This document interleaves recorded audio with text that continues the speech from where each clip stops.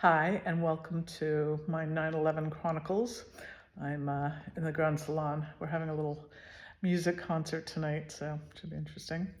Anyhow, I thought I would tell the story this week about, I guess it was a 9/11 memorial. It happened right at the end of October of 2001, and we got invited, all the families got invited down to basically Ground Zero, where they were going to hold a ceremony of remembrance. And so I had my mother staying with me that weekend.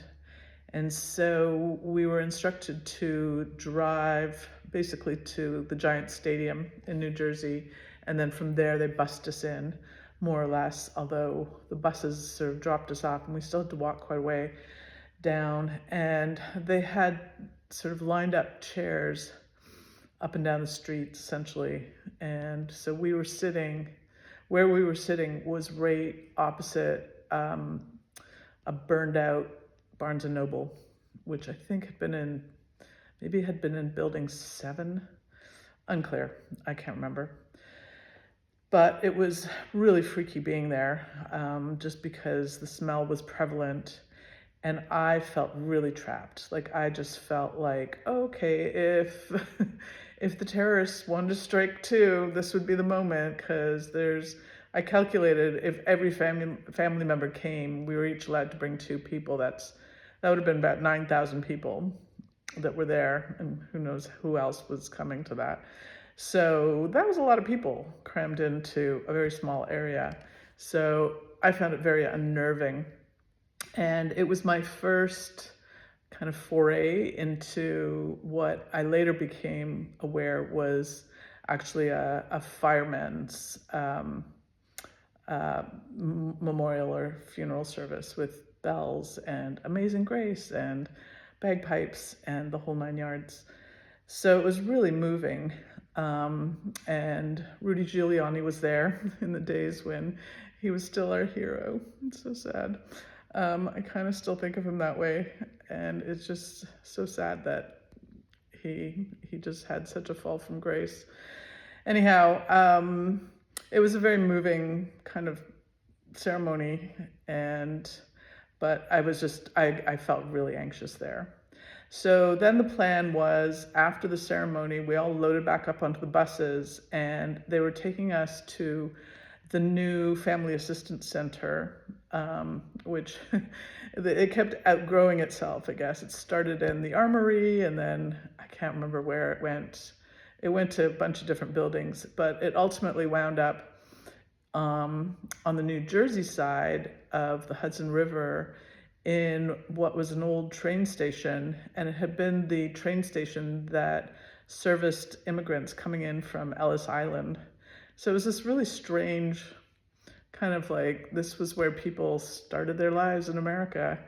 And I was didn't feel like I was American, even though I have an American passport, but I was raised in Canada. And so it was just this really strange feeling like, people had been there all those years to sort of start this new American life. And I just kept thinking, this was not the American life that I had kind of bargained for at all. So there was a certain irony in it being there. And they had decided during this, because of the ceremony and whatnot, that they were going to present every person, every family, with an urn that it was going to be filled with dust from the disaster site. And it was going to represent, I guess, our lost loved one. And so there was this very formal kind of lineup that we all kind of got in line. And I guess we presented we had each of our victims, our people had a special number. And so everywhere we went in the assistance center, we always had to have this number. It was known as the P number. And so we had to present our P number. And so then it was this kind of lineup into this area where we were collecting our urns, and they were also giving us those folded up flags. It was folded in the triangle. And I became aware of the fact that there's like this real ceremony around how you receive the flag. Like, it's very, I think it's one hand under, one hand over. I don't know. And so I was really studying hard at other people to try and figure out what the protocol was here, because I was so out of my depth. I just had no idea what I was doing. So anyway, I get up, and a very solemn soldier hands me this urn. Another soldier hands me the flag, and it's a really strange moment, just because it's I can't quite reconcile the fact that this is meant to be my husband in this little urn, and it doesn't feel weighty enough. It's not substantial enough. And it was such a strange moment. And then, to have this protocol with the flag that I've seen in movies, but I had never really experienced in real life, that was also really strange. So I felt like I was kind of in this movie. And then we sort of, through the procession, we came out at the other end, and there's all this clergy. And by now, that I'm very confused when it comes to clergy and churches and all of that. And it was just like, it was like, pick your flavor. It was like, again, the rabbis and I didn't know all the flavors. That was the problem. I had no idea which one I would have gone to had I even known which religion I happened to be. So it was kind of confusing. They all kind of bore down on us. It was like trying to make eye contact, and I was trying not to make eye contact and just trying to scurry by, without my amen or whatever it was they were going to do for us. So, and then we were released into this huge cavernous space, and having to make our way around, and again, with this sort of like all the awards, and we had to go to the American Red Cross, and then we had to go to all these different organizations that had been collecting money and had been receiving money, and now they were obligated to distribute it, and it was again this very sort of, I felt like I didn't deserve it, because I've just felt like there were so many other people in the world that were more needy than what I was, and I just didn't know. I had a lot of really mixed feelings about kind of receiving this money, where I felt like children in Africa should be getting this money. So I did actually do quite a lot of donating back into other sources, just because I just really felt quite guilty around the money.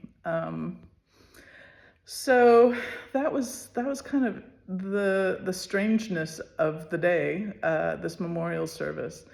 But again, I guess why I keep telling these stories is the overwhelming sense of community, of there were these traditions that were in place for a reason, that they help you through these periods. And with the world so divided right now, it just feels like we need these more than ever. And we need to remember that we can't make it in this world sometimes all by ourselves. We need a community. We need a worldwide community, honestly. I mean, here I am living in France, and I'm having this concert, and 50 people are going to come tonight, and the whole reason I bought a chateau in France was because I valued their sense of community. That's what they find important here, and they don't spend a lot of money on goods. They spend their money on is good food, good wine, and the time. So they spend a lot of time with their families and their friends, and they don't spend a lot of time working on their houses. They spend a lot of time with their family and friends, and that's what's important. And that's what I'm trying to impart in all of these stories, is how important community is, and how much we need it right now.